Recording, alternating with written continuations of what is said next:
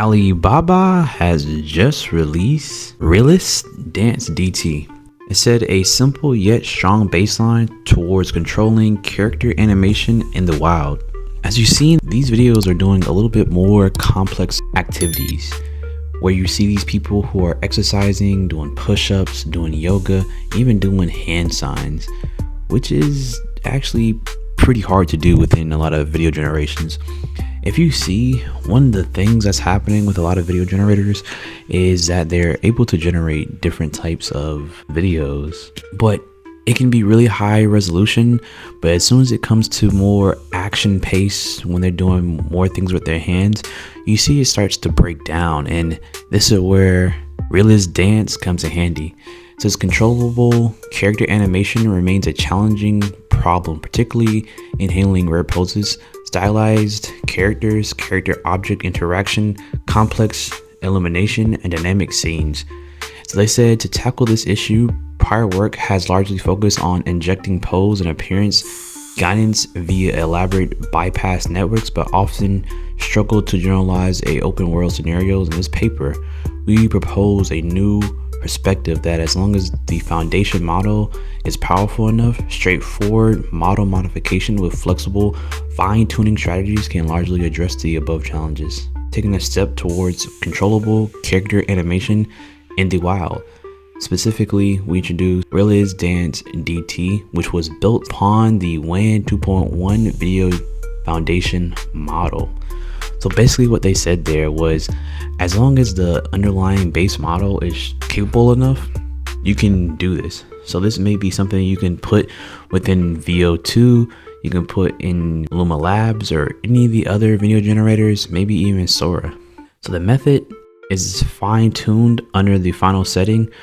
They use the same 3 pose conditions as those in a RealisDance, i.e. Hemmer DW pose. They say all poses, conditions, and reference images are encoded using the original WAN 2.1.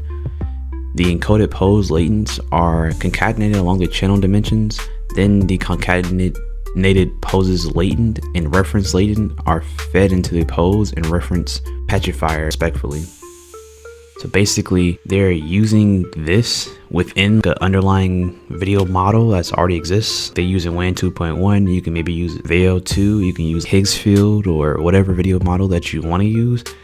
And then you can take that in and use this model and take the image that you're putting in there, and it'll basically help with having the image be converted into whatever pose or whatever movements that you may want it to be in, which is really hard to do. As you see, even though a lot of these video generators are crisp and very high quality at this point, what is very different about a lot of these are how they actually use the dynamic motion.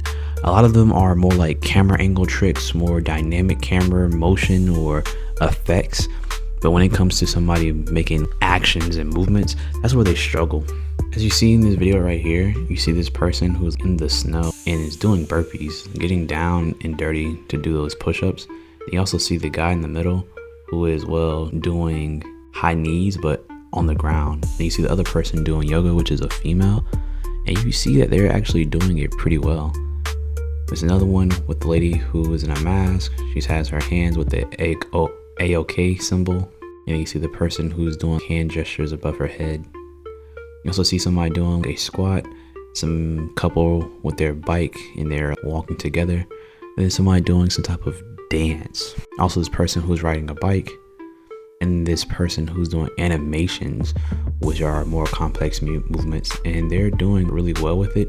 Even this person doing a handstand, it looks like into a crunch. These are very dynamic poses. Even this one, which looks way more realistic, which is them doing some type of break dancing. I've seen it online before, and this looks really good and really close to the real thing. These video generations are really good, and they definitely help you make better video generators and generation when you want to enhance an already pretty good model. I think this is really good for open source models, of course, and for people who want to tell short stories, have more fine-grained control over this person walking movement. Maybe it will be so good where we can actually get some Jujutsu Kaisen, Dragon Ball Z level fight scenes. But tell me what you think down below. Do you think this is pretty cool and you can't wait for the next anime that's going to be made on top of this? Or do you think that's okay? If you want to keep up the latest and greatest AI news, robotics news, quantum news, you should definitely like and subscribe. With that being said, your boy Dexter out.